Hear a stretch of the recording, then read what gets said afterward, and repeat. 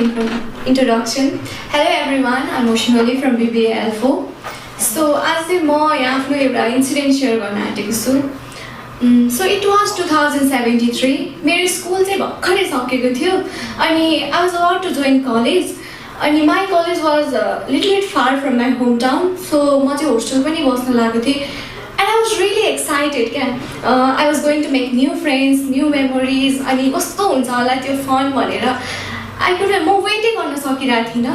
म यति धेरै एक्साइटेड थिएँ कि आई रिमेम्बर मेरो कलेज चाहिँ 7 3मा लाग्नेवाला थियो. अनि घरमा चाहिँ मलाई 2 गते चाहिँ होस्टेल छोडिदिने भनेर डिस्कसन भइरहेको थियो. अनि म चाहिँ कुद्दै कुद्दै गएर बाबा प्लिज म 2 गतेसम्म त वेटै गर्न सक्दिनँ, मलाई प्लिज भोलि नै पुर्याइदिन्छु न भनेर रिक्वेस्ट गरेको थिएँ कि मेबी म मुभिजहरूबाट इन्फ्लुएन्स भएको पनि थियो होला. त्यो मुभिजहरूमा देखाइन्छ नि beautiful hostel memories, beautiful hostel life होइन. I was highly influence by that. अनि इभन मेरो स्कुलमा पनि मेरो म्याक्सिमम् साथीहरू चाहिँ होस्टेलर्स हुनुहुन्थ्यो. अनि उनीहरूले भनेको त्यो स्टोरिजहरू सुन्दाखेरि म पनि कहिले गएर मेरो नयाँ नयाँ साथीहरूलाई भेट्छु होला, म पनि कहिले त्यस्तो मेमोरिज बनाउने होला अनि आफ्नो क्लासमेट्सलाई लगेर म पनि त्यसरी नै सुनाउन पाउँछु होला भनेर चाहिँ एकदमै धेरै एक्साइटेड थिएँ कि.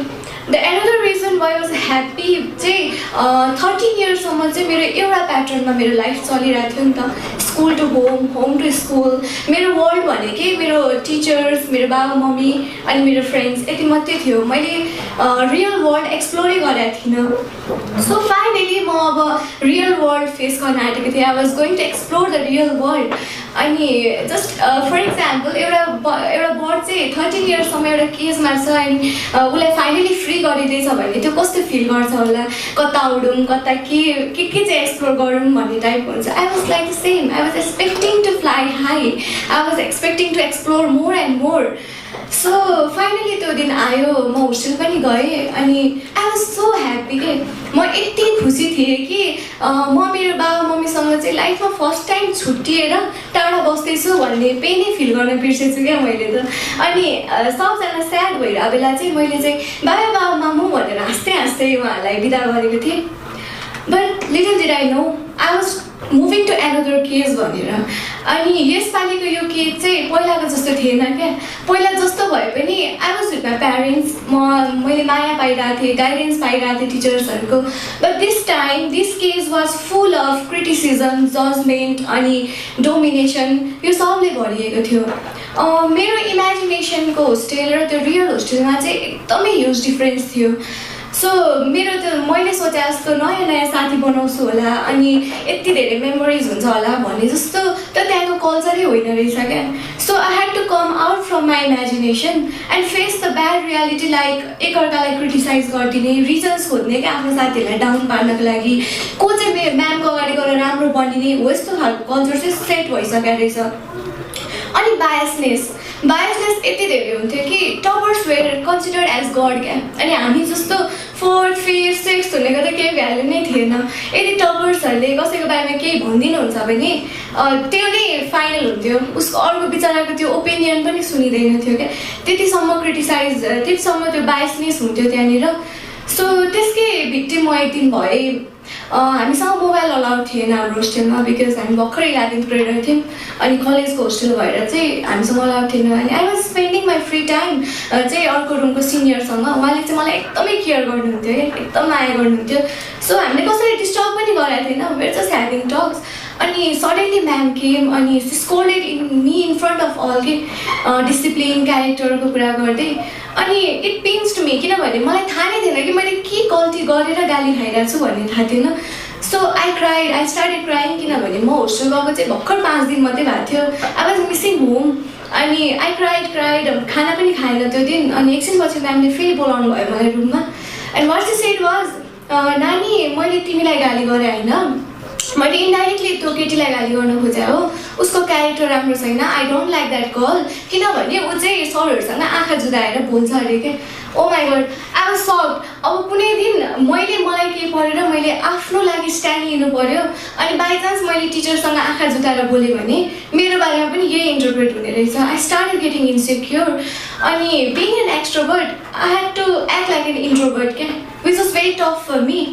अनि I tried explaining all this things to my बाबा मामु. बट देन म घरबाट भर्खरै निस्केको थिएँ नि त first time, so they couldn't trust me के।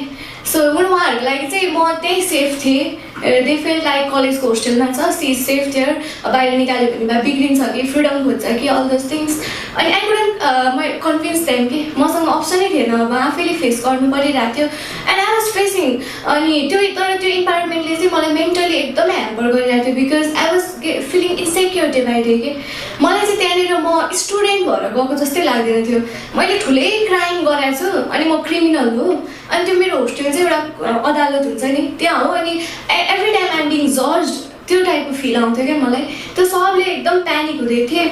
अनि एक दिन चाहिँ म बिहानैदेखि हुन्छ नि एकदम अनइजी फिल गरिरहेको थिएँ क्या, इरिटेटेड टाइपको जस्तो भयो। दिनभरि स्कुलमा कलेजमा I manage, but after dinner, रातिको डिनर भइसकेपछि साथसँग यत्तिकै बोल्दै थिएँ, बोल्दा बोल्दै आई वेन्ट अनकन्सियस के। अनि I was taken to hospital. अनि पछि कन्सियस भएर हेर्दाखेरि त I found my all relatives around me क्या, जो होस्टेलको नजिकमा बस्नुहुन्थ्यो। And I asked my doctor, doctor के भयो र मलाई? And he said your blood pressure is 150 and your heart rate is 135। So it was completely abnormal, I could have died that day. अनि I was surprise and I asked हिम किन यस्तो भयो भनेर। अनि आस्क्ड मी अगेन, तिमीलाई के stress छ, तिमीले केही न केही धेरै प्रेसर लिइरहेको हुनुपर्छ, नत्र यो एजमा तिम्रो एजमा यो सब हुने नै होइन भनेर। Then I wanted to tell him क्या कि in that hostel no one understands me, I am left alone. अनि त्यो इन्भाइरोमेन्टले गर्दा चाहिँ मलाई यो भइरहेको छ भनेर। But then every one were there and so I couldn't tell him, I just smile like nothing had happened. अनि त्यो बेला चाहिँ मलाई एन्जाइटी भएको रहेछ क्या, खासमा चाहिँ त्यो प्यानिक हुनु, त्यो डराउनु भनेको चाहिँ एन्जाइटी रहेछ। तर त्यो बेला एन्जाइटी, डिप्रेसन भन्ने कुराहरू थाहा नै हुँदैन थियो, कसैलाई पनि थाहा थिएन। So even doctors thought that मलाई चाहिँ हार्टको प्रब्लम छ, so they gave me heart rate control गर्ने दबाई। अनि डिस्चार्ज भइसकेपछि बिस्तारै बिस्तारै मलाई त्यो दबाईको साइड इफेक्ट्स हुन थाल्यो क्या, because I was not a heart patient. So त्यो साइड इफेक्ट्स चाहिँ कस्तो थियो भन्दा क्लासमा बस्दाखेरि पनि म क्लासमा छु जस्तो फिल गर्दिनँ थिएँ, एकदमै डल टाइपको फिल हुन्थ्यो क्या मलाई, एकदम त्यो म फ्रेस छु जस्तो लाग्दैन थियो। अनि I use to vomit for 5-4 times in a day, you can imagine कस्तो हुन्थ्यो होला त्यो, एकदम विक फिल हुन्थ्यो क्या मलाई। त्यो हुँदा हुँदै one day I had to face urinary infection. So एक दुई दिन मलाई यति गाह्रो भयो यो कुरा फेस गर्न कि आई वाज फेसिङ युरिनरी इन्कन्भेक्सन भनेर, किनभने आई वाज 11th ग्रेडर, यो कुरा मेरो दिमागमा स्ट्राइक भइरहेको थियो and it was a big thing for me. बाहिरबाट हेर्दा नर्मल लागे पनि I was being protected for 13 years. First time real वर्ल्डमा जाँदाखेरि यो सबै फेस गर्नु मेरो लागि एकदमै ठुलो कुरा थियो। अनि I couldn't share with any one in their के, किनभने त्यो इन्भाइरोमेन्ट अलरेडी यति धेरै जजमेन्टल थियो कि मैले त्यहाँ गएर म्यामलाई, म्याम मलाई यो भएको छ भनेर भने त विल दे एक्सेप्ट मी, कि मेरो रुममेटहरूले भोलि नै मलाई रुमबाट निकाल्यो भने म कहाँ जाने, अनि म्यामहरूले मम्मीहरूलाई भनिदिनु भयो भने, यो सबै फियरले चाहिँ मलाई सेयरै गर्न सकिनँ क्या। अनि I decided to hide it. अनि म चाहिँ मेरो बेडसिट चाहिँ जुन त्यो स्पोइल भइसकेको बेडसिट हुन्थ्यो त्यो चाहिँ ब्ल्याङ्केटले कभर गरेर कलेज जान्थेँ। एन्ड ट्रस्ट मी, म कलेजमा केही पनि पढ्न सक्दिनँ थिएँ क्या, मेरो माइन्डै कलेजमा हुँदैन थियो। मेरो माइन्ड एनी टाइम म्यामले थाहा पाउनु भयो भने के हुन्छ होला, म्याम, किनभने म्याम त होस्टेलमै हुनुहुन्थ्यो नि त। सो उहाँले थाहा पाउनुभयो भने चाहिँ मलाई कस्तो ट्रिट गर्नुहुन्छ होला, कराउनुहुन्छ होला, म इन्सल्ट हुन्छु होला सबैको अगाडि। त्यो फियरले चाहिँ कलेज छुट्टी हुन लाग्दाखेरि कहाँ भागौँ जस्तो हुन्थ्यो क्या मलाई, के गरौँ, कहाँ स्केप गर्न मन थियो क्या त्यो। बट देन एक दिन म्यामले थाहा पाउनु पनि भयो and she didn't bother to ask me एकचोटि पनि क्या कि यो बाई मिस्टेकले एक दिन मात्रै भएको कि और यु फेसिङ इट डेली, के भएर भइरहेछ। No, she directly call my mom. अनि म होस्टेल जाँदाखेरि चाहिँ ठ्याक्क मामुको कल आएको रहेछ। अनि सी आस्क्ड मी के, ओसिन तिमीलाई साँच्चै त्यस्तो भइरहेछ भनेर। And I had no answer. मलाई जस्ट मम्मीलाई गएर एकचोटि हक गरेर रुन मात्रै मन थियो क्या, बिकज आई वाज फेसिङ त्यो सबै कुरा मैले ह्यान्डलै गर्न सकिरहेको थिएन, it was really new to me. अनि मम्मीलाई हक गरेर रुन मन थियो, but I cried in call, I cried and I just asked her to take me out of that place. अनि सी टोल्ड मी अब एक दुई दिन मामा घर जाउँ न त, मेरो मामा घर पनि त्यो थियो, अनि डक्टर्सलाई पनि चेक गराउनु पर्छ, अनि पछि फर्किनु फ्रेस भएपछि भनेर। अनि आई वाज टेकन टु मामा घर। अनि मामा घरमा मेरो राम्रो केयर भएको थियो, मामा माइजू सबजनाले केयर गरिराख्नु भएको थियो, but still I was not okay.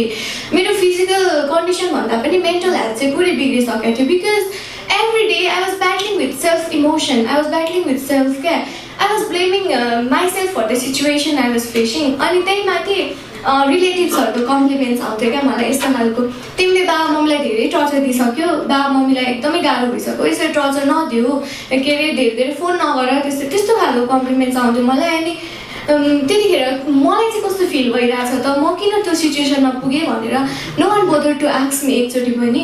So म पनि त्यही गर्थेँ क्या, आफैलाई ब्लेम गर्थेँ, हो मैले गर्दा बाबा मम्मीलाई कति टेन्सन भइसक्यो टाइपको, कलेजमा कसरी फेस गर्ने होला, फेरि टपरको रेसमा कसरी पुग्ने होला होइन, कलेज एकदम छुटिसकेको थियो। अनि त्यो ब्याटलहरूले हुँदा हुँदा यस्तो डन भइसकेको थियो कि म वान डे आई थट यदि मैले मेरो लाइफै एन्ड गरिदिएँ भने त एटलिस्ट भोलिदेखि मैले केही पनि फिल गर्नु पर्दैन, I will be at peace नि त। अनि माम बाबाले पनि कसैको फोन कल्सहरू रिसिभ गर्नु पर्दैन टाइपको थट्स आयो। And I tried ending of my life, अनि thankfully I was not successful. तर त्यसपछि पनि नो वान आस्क्ड मी कि कसैलाई पनि मर्न मन त हुँदैन नि त होइन, बट नो वान आस्क्ड कि के कुराले चाहिँ म त्यहाँसम्म पुगेँ भनेर कि। एभ्रिवान अहिले बाबा मम्मीलाई सक्ने भइस, अब यस्तै टेन्सन दिने भइस, यस्तो everyone was making me feel that I was not a good daughter. अनि त्यही कुरा म पनि आफूलाई त्यही बिलिभ गराउँदै थिएँ कि। अनि अब मसँग एउटा दुईवटा सिचुएसन्स थियो, कि त होस्टेल गएर सबै कुरा फेस गर्नु थियो, कि त त्यहीँनिर एभ्रिडे एउटा एउटा कम्प्लिमेन्ट सुनेर बस्नु थियो नि त। अनि त्यो टाइममा चाहिँ मलाई कस्तो लाग्यो भने एटलिस्ट होस्टेलमा भनेको त मेरो वारेनले भने हो, मलाई त्यति हर्ट हुँदैन, बट देन रिलेटिभ्सले एभ्रिडे भनेको सुन्दाखेरि चाहिँ एकदमै पेन्स हुन्थ्यो क्या त्यो कुराहरूले, because no one was understanding me. And I decided to go back to hostel. It was not easy for me to face every one, किनभने पहिल्यै त्यति जजमेन्टल इन्भाइरोमेन्ट थियो कि अब मैले त्यहाँ गएर सबैजनालाई हेर्न त एकदमै गाह्रो थियो। But then I faced it. अनि नराम्रो लाग्थ्यो सबैजना रुममा आउँदाखेरि, मेरो बेडको छेउमा कोही पनि आउनुहुन्न थियो कि, उहाँहरूले फिल गराउन नखोज्दा पनि मलाई फिल हुन्थ्यो क्या यो कुराहरू। अनि त्यो त्यति हुँदा पनि म त्यो लभ चाहिँ फिल गर्दिनँ थिएँ। कतिचोटि कम्प्लिमेन्ट्सहरू सुनिरहन्थेँ क्या, तिम्रो बारेमा म्यामले यस्तो भन्दै हुनुहुन्छ, तिमीले नाटक पारेको रे हो, यस्तो खालको कम्प्लिमेन्ट्सहरू म सुनिरहन्थेँ। तर म स्ट्रङ भएर चाहिँ आफ्नो डायरीमा एक्सप्रेस गर्थेँ क्या त्यो कुराहरूलाई, because I had no one to share with. अनि एभ्री डे सेल्फ ब्याटल हुँदा हुँदै मेरो क्लास 11 ग्रेड 11 सकियो। Then in class 12 I shifted in new hostel.